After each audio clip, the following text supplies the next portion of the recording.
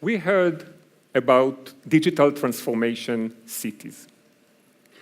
Digital transformation has many definitions, but it basically means harnessing a cluster of extremely powerful technologies and tools like smartphones, cloud, social media, in order to fundamentally and deeply transform the way we live, work, and do business. In the last few years, I spent my time consulting organizations throughout the digital transformation journey. It started with companies in the business sector. A study we've conducted with the sponsorship of Google led to the formation of Digital Israel Bureau, the agency in the government which is in charge of the digital transformation at the national level, and we are working with them ever since. Lately, Deloitte globally announced smart cities as the focus area for the next decade. There are a lot of similarities between municipalities and companies.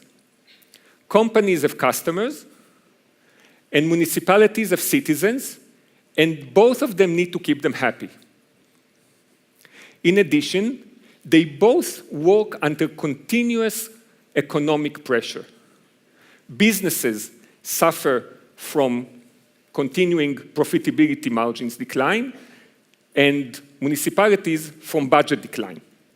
It's tough, and it's getting tougher.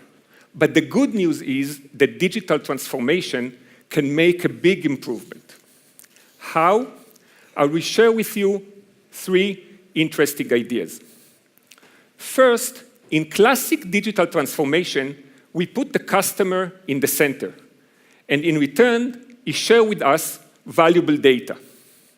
The concept of the citizen as a sensor could be very valuable. Let's take an example.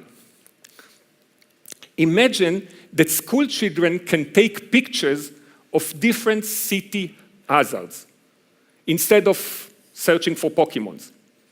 They will tag them and upload them to a central city hub where there they can be handled quickly and efficiently. Let's take it one step further.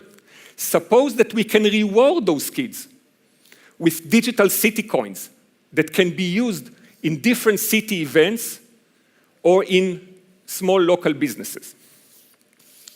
Secondly, an important lesson we've learned from the business sector is that both cooperation and openness are critical for innovation.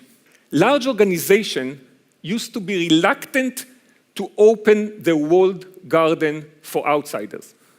But lately, it seems that it became a key success factor for implementing digital transformation. Cities need to change their DNA too and start collaborating with different ecosystems. In an experiment held in Boston, the city collaborated with Yelp and economists from Harvard Business School and opened the city data for restaurant health inspections.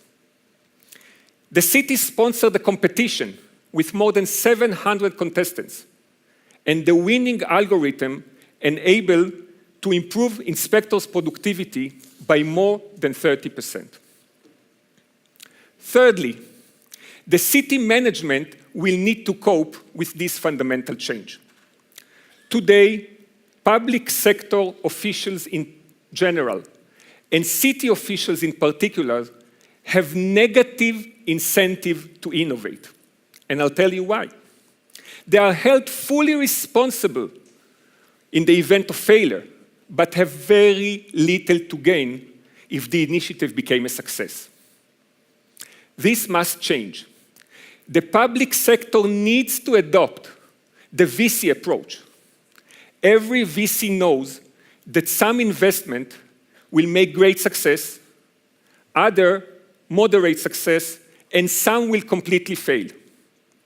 It is not realistic to expect from a VC manager that every investment he made will be a home run.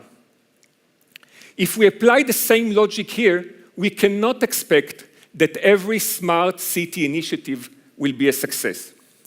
What we need to do is to measure the city innovation portfolio as a whole and not punish if a single investment fails. In conclusion, the digital era presents our cities with a unique, a once-in-a-lifetime opportunity to leverage new technologies together with the change in human behavior in order to achieve city goals. This will make our cities great again. Thank you.